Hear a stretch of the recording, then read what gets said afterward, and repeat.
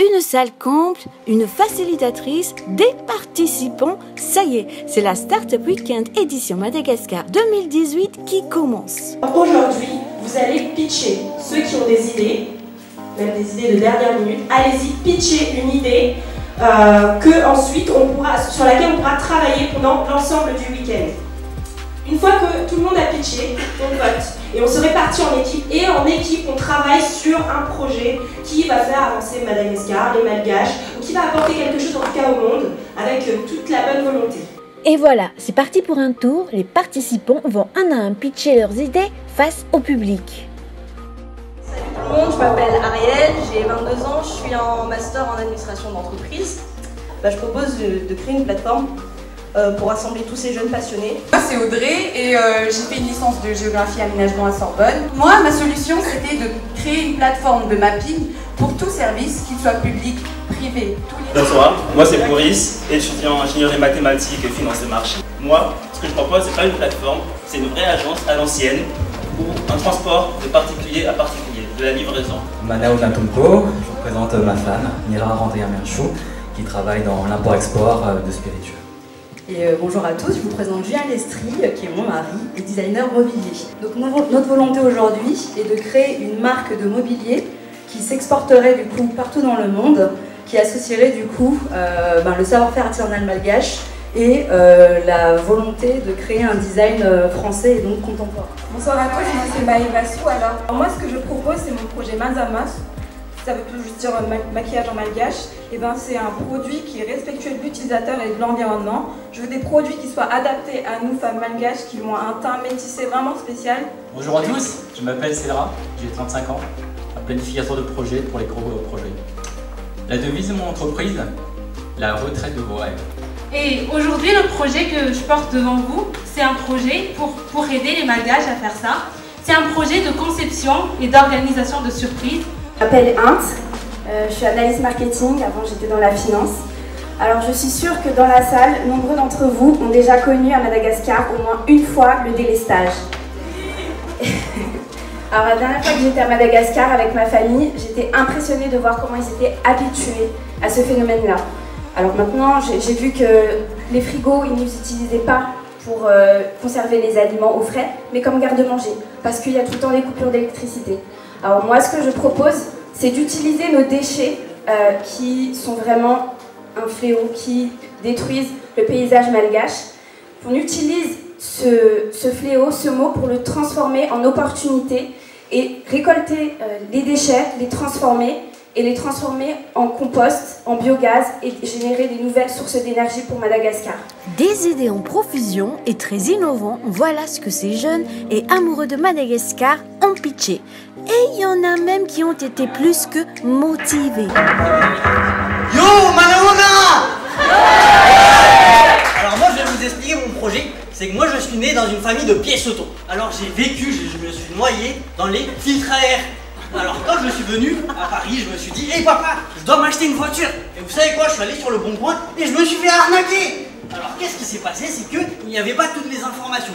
Alors ce que moi je vous propose, c'est de créer une plateforme qui met toutes les informations nécessaires à une voiture, à tout ce qu'on pourrait la vendre. Pourquoi elle serait diesel, essence ou des trucs comme ça, je sais, dans ma tête. Et du coup, avec une plateforme, du coup, d'un côté, ce serait les vendeurs de voitures d'occasion, les particuliers et les garagistes. Comme ça, les voitures d'occasion, ceux qui vendent, les vendeurs et les particuliers pourraient se faire un rendez-vous chez le garagiste. Merci. Voilà.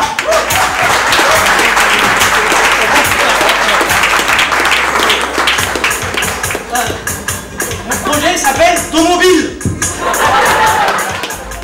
Après ces pitchs hypertoniques, il est temps pour les candidats de se voter entre eux, de convaincre d'autres participants à intégrer leurs équipes et même de proposer de fusionner leurs projets qui sont en étroite corrélation. Pour être plus efficace, pour aller plus vite et pour ne pas avoir à te déplacer, perdre 2 heures de ta journée pour déposer quelque chose. Au final, tu as oublié ton chargeur. Quand tu oublies ton chargeur, tu sais que c'est un gros problème. Mon conjoint qui ne sait pas où, qui est designer mobilier et plutôt du mobilier qui est très contemporain et qui parle à des gens qui achètent chez Habitat, etc. Mais du coup, avec un écosystème nouveau, donc c'est créé un...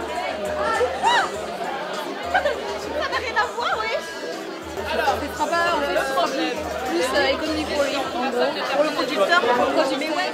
Est-ce que ça dit de fusionner avec moi? Fusionner ton projet avec moi. C'est-à-dire qu'aujourd'hui, s'il y a des Malgaches, s'il y a des Européens qui veulent s'installer à Madagascar, bah, on peut leur proposer d'apprendre le malgache. Dans le cas du tourisme solidaire? Non, pour moi c'est pas le tourisme. Pour moi c'est justement un projet de retraite. Voilà. Alors sur 60 participants, il y en a une trentaine qui a pitché son projet pendant 1 minute. Il y a eu des projets de dernière minute, comme il y a eu des projets qui étaient déjà travaillés depuis longtemps.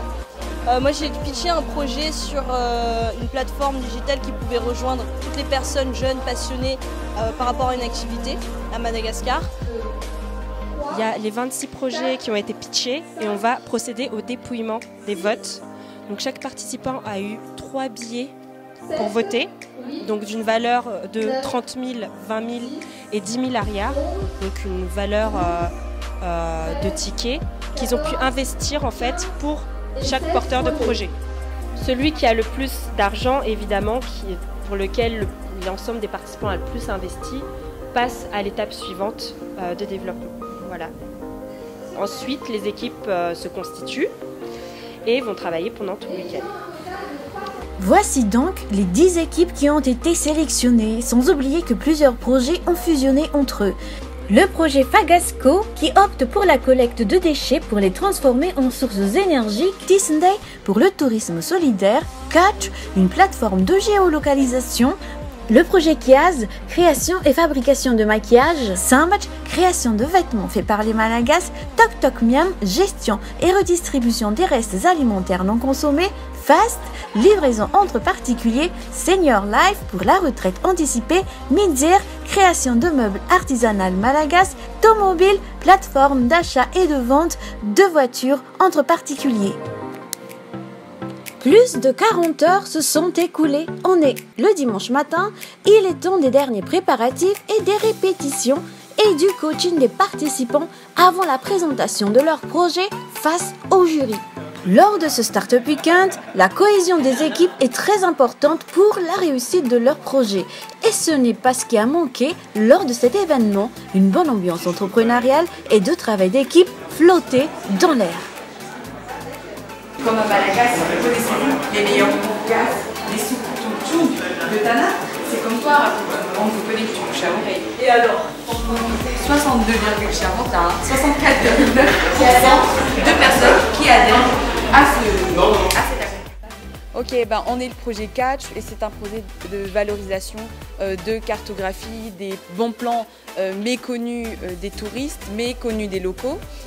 Donc dans notre équipe, on a Ariel qui fait de l'administration d'entreprise, on a Ads qui est en développement et application, et on a Sija qui est elle-même entrepreneur et web marketeuse. Et moi, je suis en géomarketing et je fais également de la cartographie des SIG.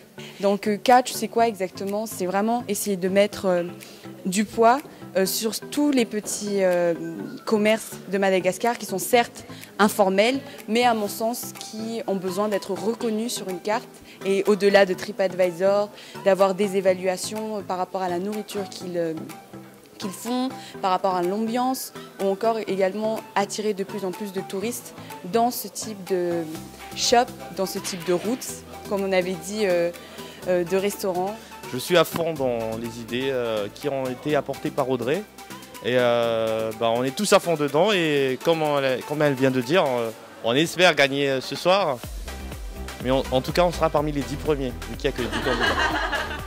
Alors franchement, ce week-end, il a été hyper bénéfique parce que on est tous chacun venus avec son expertise, on s'est tous développés pour apprendre à pitcher un projet en 4 minutes. Ça, personnellement, je ne savais pas du tout que c'était possible de faire un projet en 54 heures et en plus le présenter après en 4 minutes. On apprend vraiment à être clair, concis et on espère vraiment, et on sait qu'on sera percutant.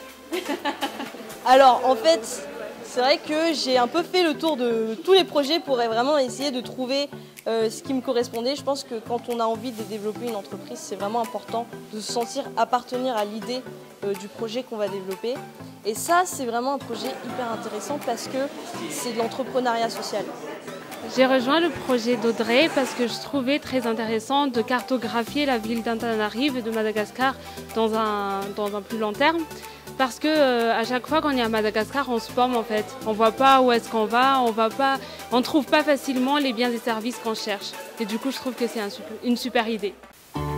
Non loin de là, dans d'autres salles, d'autres équipes sont déjà sous pression, car elles doivent toutes passer un pitch blanc devant les coachs pour que ces derniers puissent leur apporter les derniers conseils concernant leur projet.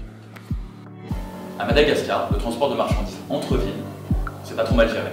Le transport de marchandises de l'international vers Madagascar, ça va. Le problème, c'est qu'aujourd'hui, il n'y a aucun acteur du transport urbain.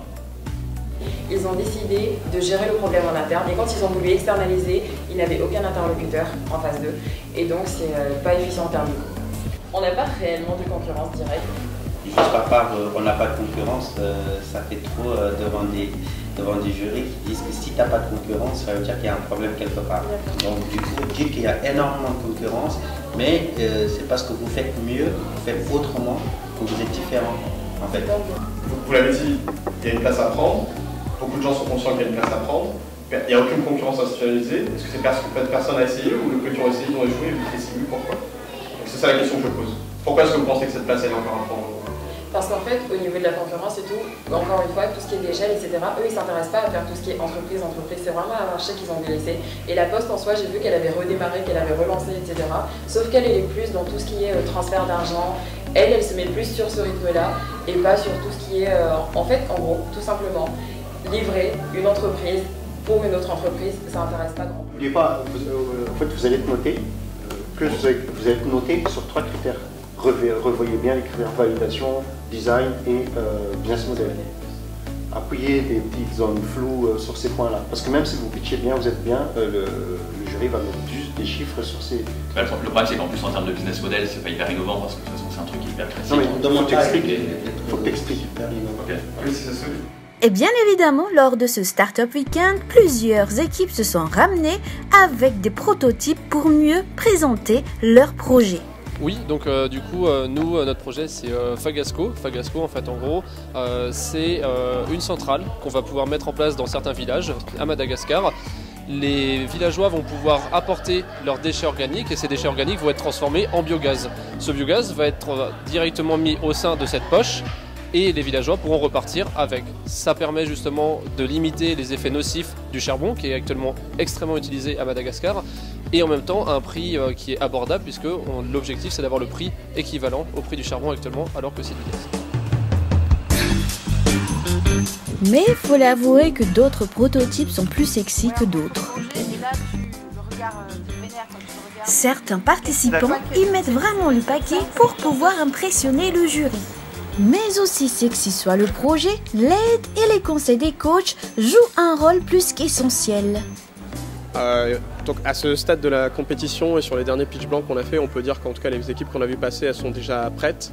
Là on est plutôt dans peaufiner le discours, vraiment la recherche de l'excellence, regarder les petits détails, s'assurer que rien ne manque et vraiment faire de l'entraînement, continuer à s'exercer pour être y compris prêt pour leur H lors de la compétition, mais également après quand ils auront développé leur idée ailleurs sur le marché et dans le monde. Mais aujourd'hui, on peut dire que dans l'ensemble, ils sont assez prêts. Par des projets, des Startup Weekend, sont des projets très difficilement réalisables. Mais ce Startup Weekend, c'est que la plupart de ces projets, ils peuvent être réalisables très très vite parce que ça ne demande pas un très très grand coût. Et deuxième des choses, ils ne dépendent pas forcément de l'État et des bailleurs. Alors les projets, ce que j'ai trouvé super intéressant, c'est qu'ils s'attaquent vraiment à des problématiques à Madagascar. Notamment, si je peux en citer, par rapport au compost, en fait, de la revalorisation des déchets pour le transformer en énergie. Ça, je trouve ça pas mal. Après, les services à la personne qui sont proposés, il y a des sujets à creuser. On s'attaque en fait sur tous les fronts pour répondre au quotidien des Malgaches, donc c'est ça qui est pas mal. Alors oui, les projets qu'il y a eu là ce week-end sont très positifs, innovants. Mais ce que je retiens moi surtout c'est le dynamisme qu'il y a ici et la portée des projets. Je pense qu'il y a une vraie attente à Madagascar et moi je dirais la moitié des projets en tout cas ont un avenir sur l'île. Effectivement, je me retrouve dans cette expérience que ces jeunes traversent, parce que moi-même, je me suis lancé dans cette aventure il y a quelques années.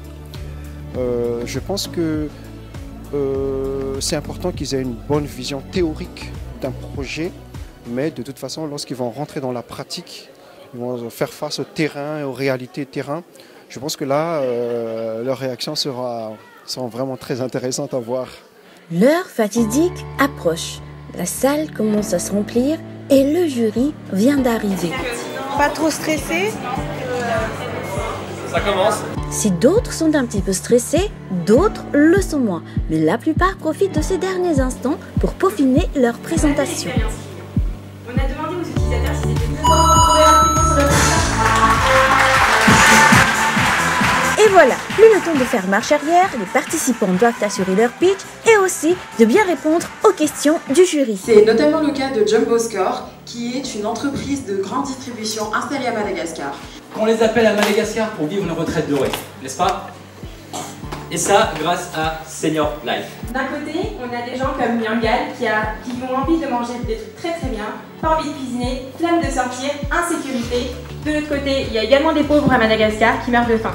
Effectivement, quand on interroge notre cible, on se rend compte que 3 choses sont importantes pour eux.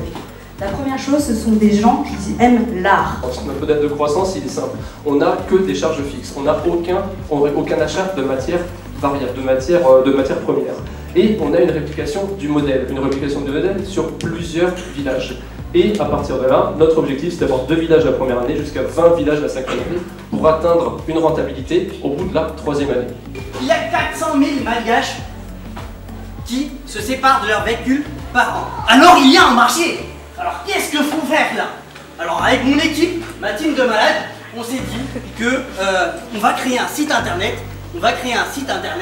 Comme la centrale, mais avec une innovation.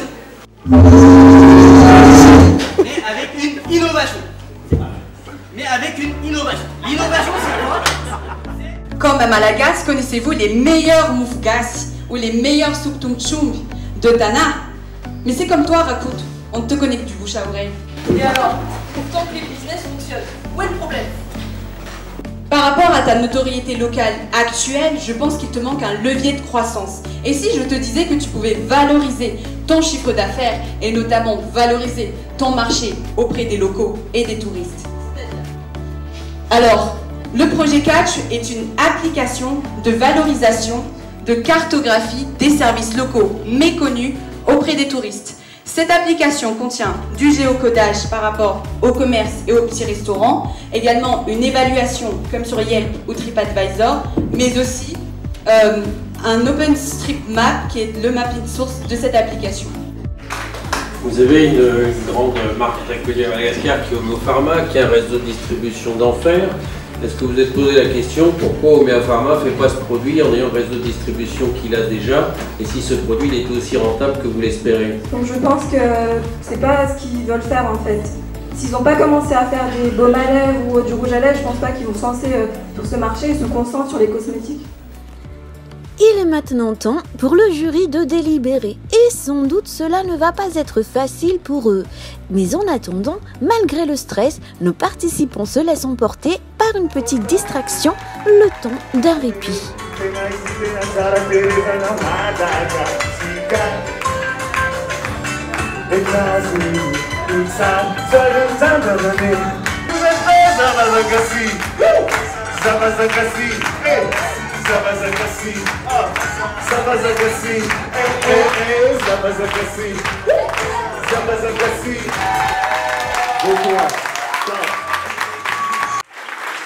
Maintenant, vous faites partie de cette communauté, cette famille qui est Startup Weekend, cette grande famille. Vous faites partie aussi de la famille de JPM, de cette communauté engagée qui veut faire évoluer Madagascar.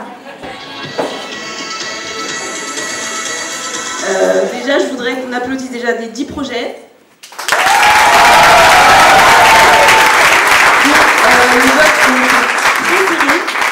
Je les ai arrêtés à 18h55 précise.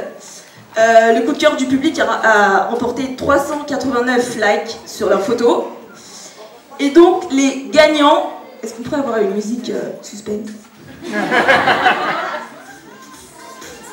Enfin, c'est pas suspense, mais c'est pas grave. Donc, les gagnants du coup de cœur du public, c'est le projet Kiaz.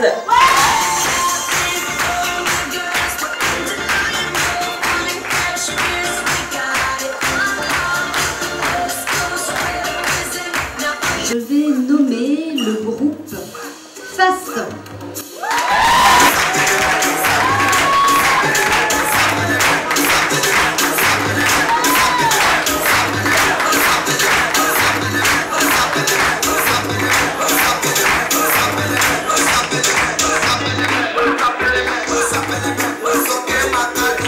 Alors en seconde place, c'est Samba Jam.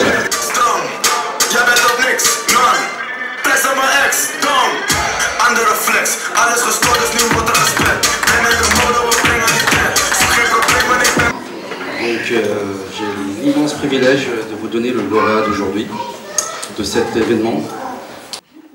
Catch.